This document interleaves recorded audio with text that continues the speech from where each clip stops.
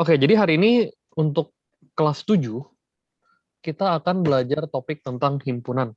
Ya, jadi untuk yang kalian baru masuk SMP, kamu bisa pelajari tentang himpunan. Ini merupakan bab baru yang belum pernah dipelajari di kelas 6. Ya, saya kira SMP kelas 7 ini babnya banyak yang baru. Salah satunya himpunan yang belum pernah dipelajari sama sekali. Himpunan itu apa sih? Kalau kita lihat himpunan itu adalah kelompok, ya, atau sebagian data atau elemen-elemen yang memiliki kesamaan dalam hal tertentu, makanya bisa dijadikan himpunan. Misalnya, himpunan anak-anak kelas 7, 1, 7A, 7B, 7C, ya, masing-masing di sekolah kalian masing-masing, begitu. Nah, jadi untuk himpunan ini kalian akan diminta, atau outputnya adalah kalian bisa menjelaskan tentang himpunan, apa itu definisi himpunan, lalu berikutnya apa itu himpunan bagian. Himpunan bagian saya singkat saja. Lalu dilanjutkan lagi apa itu himpunan semesta atau universe. Semesta ya, atau semesta. Lalu empty set atau himpunan kosong. Lalu juga komplement. Wah, ini banyak sekali istilah-istilahnya yang kita harus bahas satu-satu nih nantinya. Lalu dan operasi-operasinya. Wah, ternyata ada operasinya loh. Operasi-operasi himpunan. Atau operasi biner. Biner artinya operasi dua himpunan, begitu. Nah, kita akan belajar satu persatu, yaitu himpunan itu sendiri. Apa itu himpunan? Saya pakai warna lain supaya enak. Himpunan adalah kumpulan benda atau objek atau elemen, ya, atau elemen yang memiliki kesamaan, oke, yang memiliki kesamaan. Nah, contohnya kesamaan apa sih? Saya kasih contoh nih. Jadi misalkan himpunan A adalah kumpulan nama hari dalam satu minggu. Jadi kumpulan nama-nama hari, oke, dalam satu minggu. Saya nggak usah tulis dalam satu minggu. Tulisnya gimana? Harus dikasih notasi. Jadi pertama notasinya adalah kurung keriting atau kurung kerawal. Ya, tulis aja langsung nama hari dalam seminggu. Tulis nama hari. Wah, ini gampang banget ya kelihatannya ya. Tapi jangan stop di sini.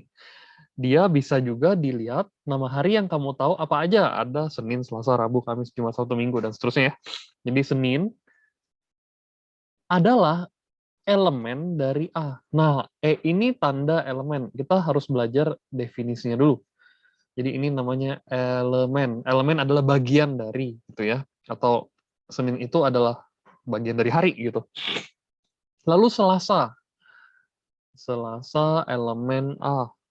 Ya, elemen dari A dan seterusnya, begitu ya. Nah, bisa juga kamu tulis begini. A, buka kurung kerawal, ini dan seterusnya saya nggak lanjutin. Wah, ini tentang matematika kan? Iya, betul. Tentang Oke. matematika ini. Selasa, kayaknya bukan matematika ya gitu ya, tapi ini matematika. Jadi kita belajar mengelompokkan. Jumat, Selasa, Rabu, Kamis, Jumat, Sabtu, Minggu. Oke. Jadi lagi pertanyaan yang bagus. Pertanyaannya ini matematika bukan? Iya, karena matematika itu bukan hanya ngomongin angka, tapi dia bicara tentang pengelompokan atau ordering istilahnya. Oke, tanpa urut huruf boleh nggak? Ya boleh-boleh aja, nggak apa-apa. Kita ini baru dasar. Lalu misalnya ada lagi himpunan lain, saya pakai warna lain, B misalnya. B adalah kumpulan huruf pembentuk kata matahari. Saya sengaja besarkan. Nah, berarti elemen B ada apa aja? Kita harus tulis. M, A, T, A nggak boleh ditulis lagi karena udah ada satu, dia nggak boleh ngedouble. Nah, itu ada syaratnya lagi, gitu ya. Nanti saya catat. H, A nggak boleh lagi, terus R, I, mat, M, A, T, H, R, I, gitu ya. Nah, ini sifatnya harus unik. Jadi setiap elemen harus unik. Kalau dia tidak unik, artinya dia duplikat. Nggak boleh duplikat. Ya, duplikat artinya A-nya double gitu. Oke, bisa juga ditulis M itu bagian dari B gitu ya, elemen dari B. A adalah elemen dari B, T elemen dari B, H elemen dari B, R elemen dari B, ya satu lagi lah, tanggung I elemen dari B. Begitu ya. Tapi yang umum yang kita biasanya diminta adalah yang ininya saja. Jadi dia punya kelompok. Kelompok apa? Kelompok huruf pembentuk matahari. Gitu ya. Nah, ini terukur dan ada kejelasan. Jadi sistemnya dia harus, sifatnya dia harus tertutup. Contohnya, C. Kumpulan angka. Nah, biar ada sedikit matematikanya ya. Jadi nggak harus huruf, tapi bisa juga matematika, bisa juga angka. Jadi kumpulan faktor dari misalnya 24. Oke, jadi faktor dari 24 tuh apa sih maksudnya? Jadi berapa kali berapa nilainya 24 gitu ya. Jadi misalnya something kali something nilainya 24. Ada berapa banyak jenis? Banyak. 1 kali 24, 2 kali 12. Jadi kita juga belajar definisi-definisi lain, faktor ya, pengali gitu ya. Atau pembagi deh istilahnya. 24. Bisa juga 3 kali 8, 24. 4 kali 6, 24. Banyak ya angkanya. Ada lagi ya? 6 kali 4 udah ada ya. Berarti faktor-faktor dari 24 adalah 1, 2, 3. Urutkan saja ya. 4, 6, 8, 12, 24. Berarti kamu bisa nulis begini. C sama dengan buka kurung kerawal 1, 2, 3, 4. Kalau angka harus urut. 6, 8, 12, 24. Bukan harus banget mutlak gitu ya, tergantung guru kalian masing-masing. Tapi kalau saya jadi guru kalian, saya minta kamu kerjain dengan urutan gitu. Ini kumpulan himpunan nih. Angka lain boleh masuk nggak? Nggak boleh, karena angka lain bukan faktor 24. Jadi harus terkunci dengan si syarat di atasnya. Itu. Nah, sekarang kita belajar yang lain. Jadi himpunan itu contoh-contohnya ya. Saya kembali ke A.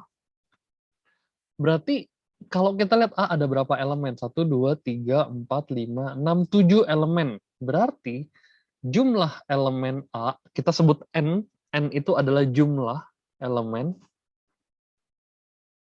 Ada 7 hari, Senin sampai Jumat, Senin sampai Minggu gitu. Ya. Lalu yang B, kita coba lihat jumlah elemen B ada berapa? NB, N ya simbolnya ya. NB ada MATHRI 1, 2, 3, 4, 5, 6. Ada 6.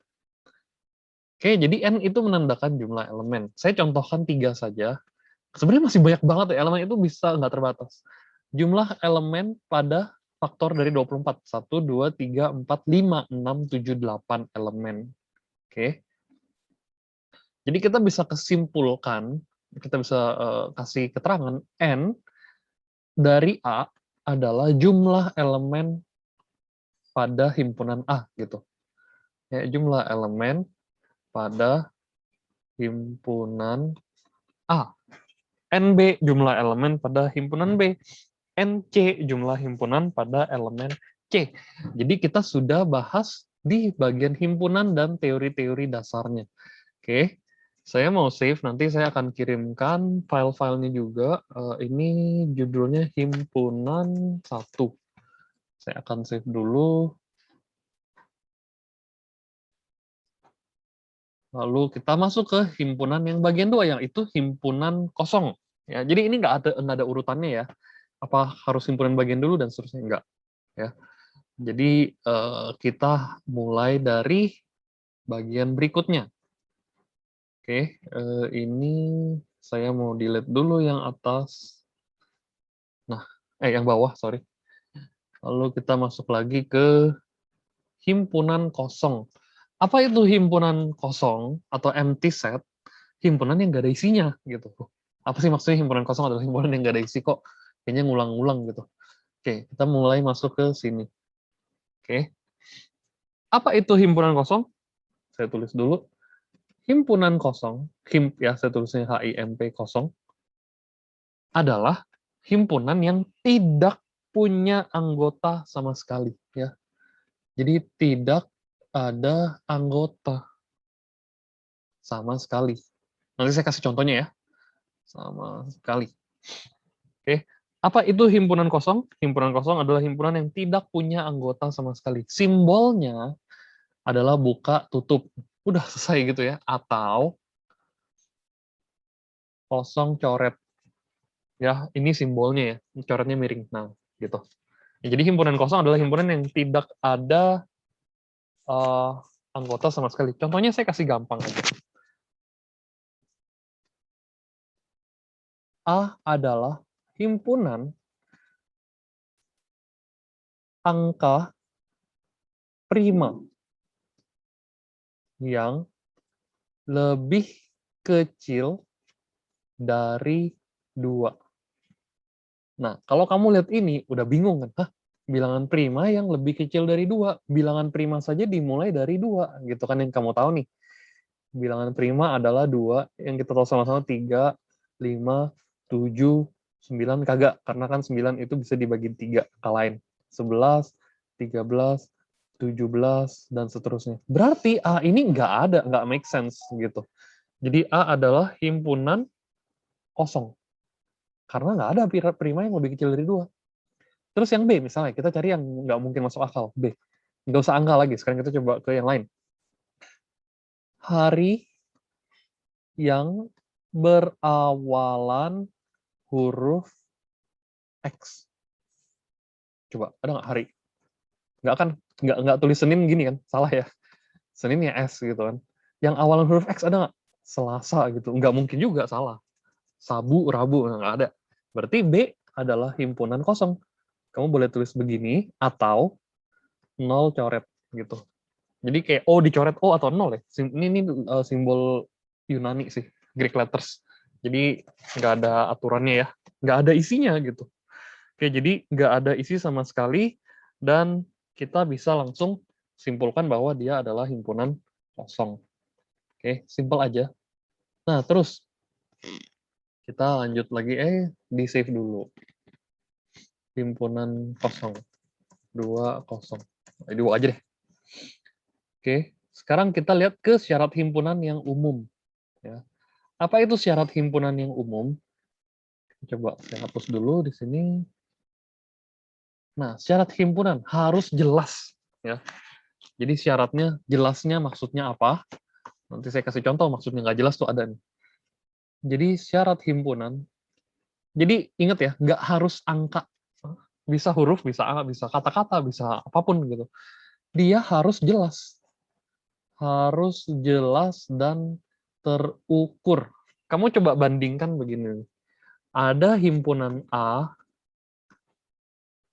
dan himpunan B. Mana yang jelas dan terukur gitu ya.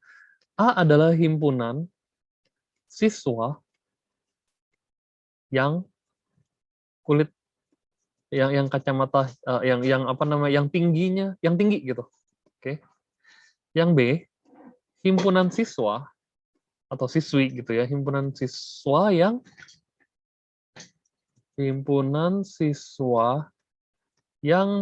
tingginya di atas 160 cm. Nah, sekarang saya mau tanya nih, yang jelas dan terukur siapa? A atau B? Kita bisa langsung tahu jawabannya adalah B. Kenapa? Ada indikatornya. Jelas indikatornya. Himpunan siswa yang tingginya di atas 160, ada atau tidak? Kalau ada, ya isi semua elemennya.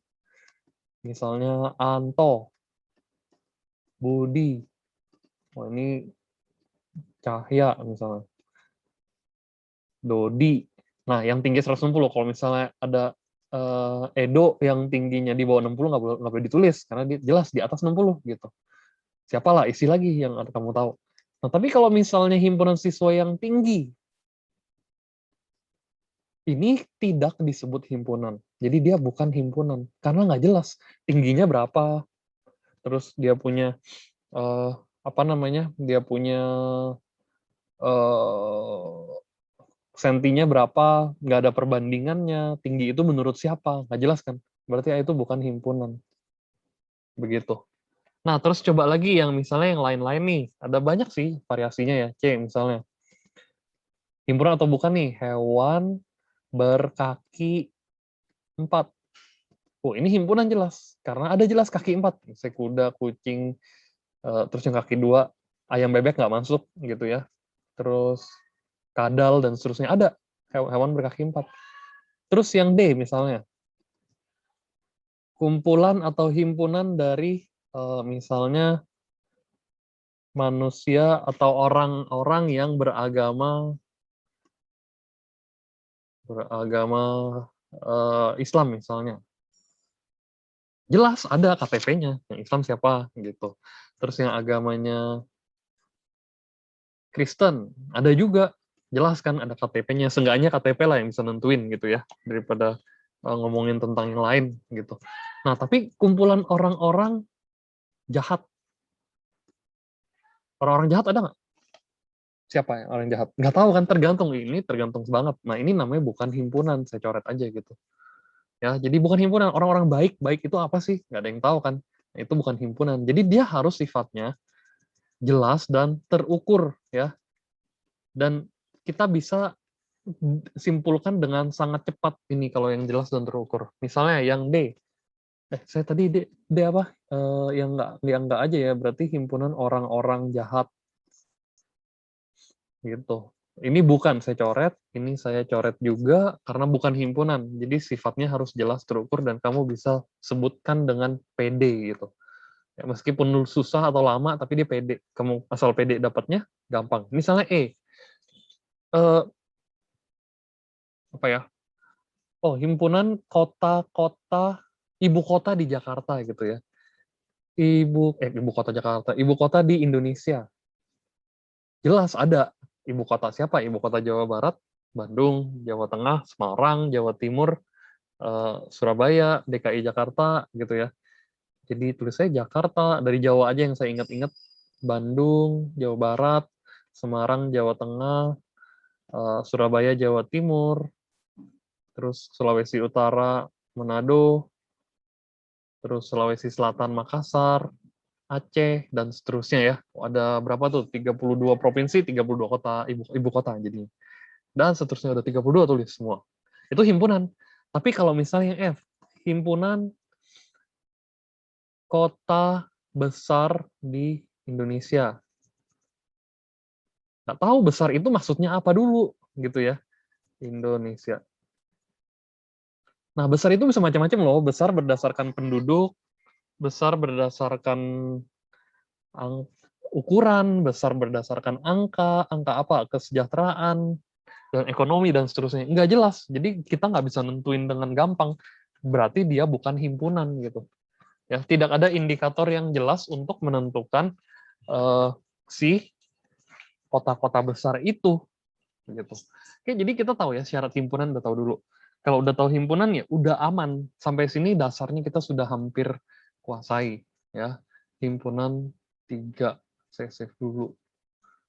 Lalu kita lanjut lagi himpunan yang teori keempat. Apa itu teori keempat atau bagian keempat yang kita bisa pelajari? Kita mencoba untuk menentukan himpunan semesta ya, universe. Ini yang kita mau pelajari sekarang nih. Himpunan semesta ya. Apa itu himpunan semesta? Apa itu? Nah, saya zoom dikit supaya enak ditulisnya. Himpunan semesta adalah himpunan yang semua anggotanya masuk ke dalamnya. Semesta kan universal. Ya, jadi himpunan yang memuat semua elemen atau anggota ya. Semua elemen atau anggota ya. Jadi di bagian pertama ini kita tahu himpunan semesta. Simbolnya S. Simple aja. Ada lagi sih sebenarnya kalau di kurikulum internasional, dia bentuknya kalau nggak salah gini. Wis, jelek amat. Enggak. Gini kayaknya. Nah, ya atau E gitu ya. Sama aja ya. Semesta atau universe. Ada yang tulis U juga. U gitu, universe. Tapi di nasional kita pakainya S atau U dua-duanya gitu. Ya. Jadi contohnya nih, misalnya ada himpunan A, angkanya 3, 5, 7, gitu aja, ada 3 angka doang. Nah, berarti dia ini bisa jadi anggota apa? Jadi semestanya dia tuh bisa macam-macam.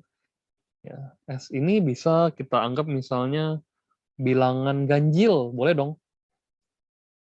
Ganjil ya, 3, 5, 7 kan semua ganjil. Tapi boleh nggak saya tulis S-nya itu bilangan genap? Nggak boleh ya. Tapi bilangan bulat, boleh juga. Ya, ganjil semesta dari ini. Ganjil kan berarti ada satu, kan bisa mulai dari 1, 3, 5, 7, 9, 11, 13, dan seterusnya. Gitu ya. Jadi 3, 5, 7 ada di dalamnya. Bilangan bulat bisa juga dari min 3, min 2, ya sebenarnya mentok ya. Nggak sampai, nggak min 3, tapi dari min tak terhingga, saya tulisnya singkat aja.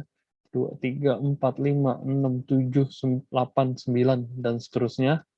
Ada kan? 3, 5, dan 7. Berarti ini bisa jadi semestanya juga. Ada yang lain nggak? Ada. Banyak banget. Prima bukan? Prima. Ya kan? 3, 5, 7 kan prima, ingat ya? Bilangan prima. Bilangan asli, bilangan cacah, dan seterusnya. Bebas. Itu namanya himpunan semesta. Seluruhnya bisa dijadiin apa nih? Kita bikin kata-katanya sendiri. Gitu. Oke, jadi ini himpunan semesta. Saya mau tulis lagi himpunan keempat sekarang. Udah 4 slide yang kita udah bahas sampai sini.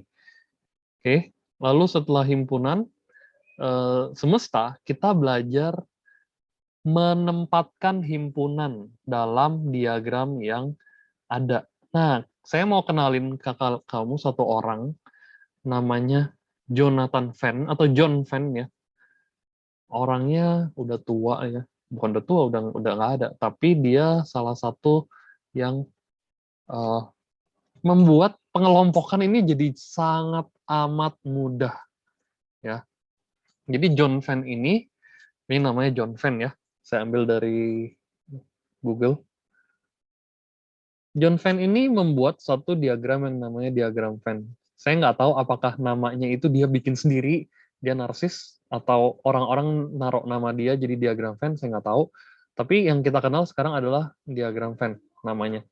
Muncul dari orang ini sekitar tahun, saya lupa inget dia, saya coba cek dulu di internet. Dia lahir tahun 1934 ya. 1834, sorry. Orangnya udah meninggal di tahun 1923, udah hampir 88 tahun dia meninggal. Dia asli Inggris, dan dia adalah seorang matematikawan yang menemukan diagram Venn. Ya. Sehingga diagram Venn ini tujuannya apa sih? Memudahkan. Ya. Memudahkan pengelompokan. Jadi gampangnya gini nih. Dia bikin diagramnya simple aja, kotak. Orang dulu ya, matematikawan dulu, dia pikirnya nggak terlalu rumit, tapi jadi enak banget dipahami. Cuman bikin satu lingkaran di dalamnya, lalu ada 2 lingkaran, ada 3 lingkaran, ada 4 lingkaran, tergantung dari kebutuhannya dia. Gitu. Nah, misalnya ini ada 2 dulu. Satu dulu deh ya. Ini diagram Venn aja udah the simplest Venn diagram. Ya, Venn diagram paling simple. A misalnya.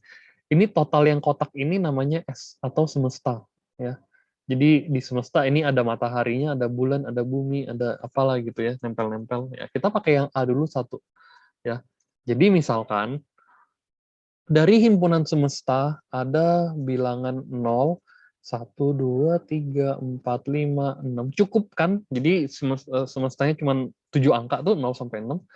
Lalu A itu harus ada di dalamnya semesta. Tadi yang saya udah tuliskan ya, ada di dalam semesta. Nah, misalkan A itu adalah bilangan 2, 3, 5. Di Venn diagram ini, kita bisa tulis 2, 3, 5 di dalam A, selesai gitu. Jadi di dalam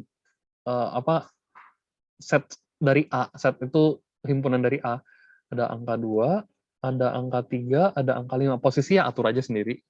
Terus di luarnya itu namanya 0, 1, 3 udah, 4, 5 udah, 6, dah, gitu ya.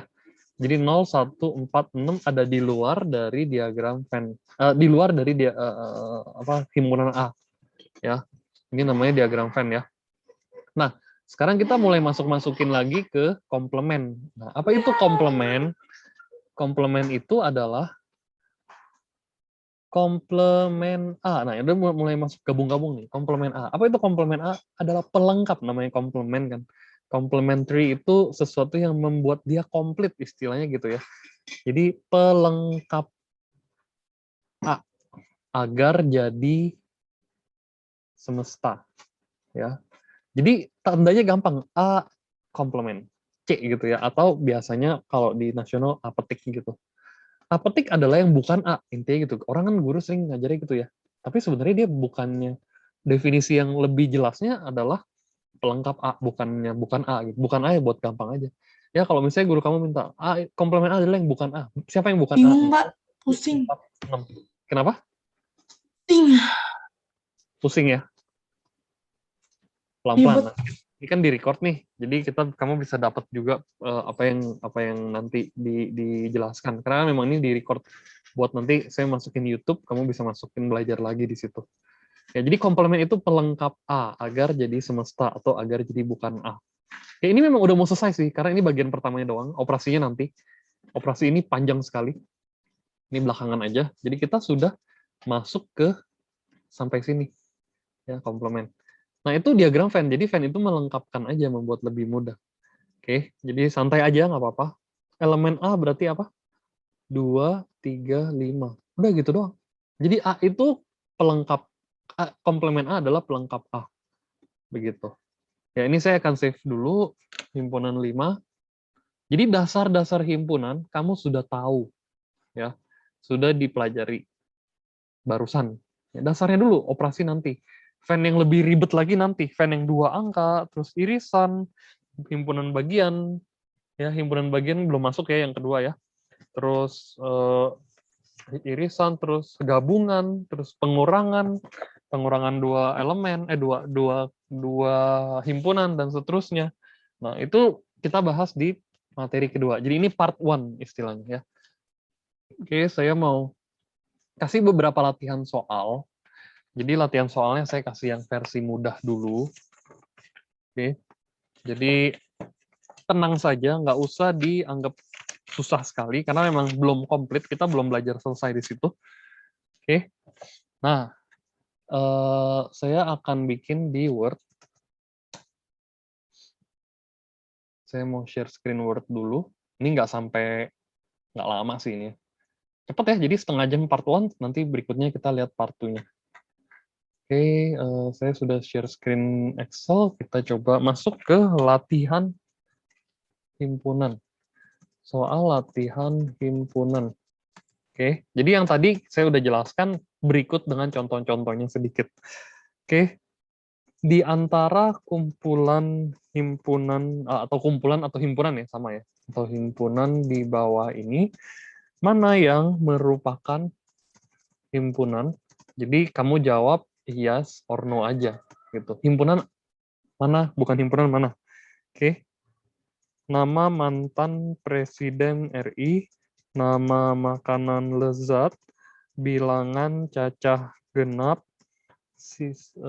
kumpulan siswa SD negeri, misal SD negeri 11 misalnya ya, Jakarta Utara misalnya, saya nggak tahu ada di mana. Terus makanan manis, makanan yang mengandung gula. Ini lumayan ya. Warna lampu lalu lintas, lalu lukisan indah, lukisan Pablo Picasso, terus ibu kota provinsi di Pulau Sumatera misalnya, lalu anak berambut panjang. Oke. Soalnya ini udah main. Satu lagi deh ya, biar genap gitu. Anak perempuan berkacamata. Ya. Nah, ini saya bikin kolomnya. Coba langsung dikerjakan kalau bisa, sambilan. Karena kita butuh latihannya, ya masih ada beberapa lagi yang mau mengcover seluruhnya ya. Terus lanjut lagi. Oke. A adalah himpunan bilangan ganjil yang kurang dari 20.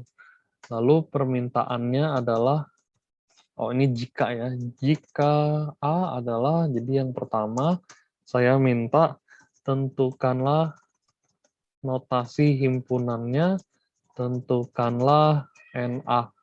Ya, NA.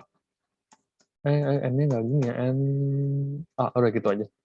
Oke, yang ketiga, tentukanlah banyak anggota dari setiap himpunan di bawah ini. Jadi soalnya ABC aja, biar lebih ya umum lah ya. P adalah bilangan cacah genap kurang dari 12. Lalu Q, Oh, kayaknya recordingnya itu deh, kenapa?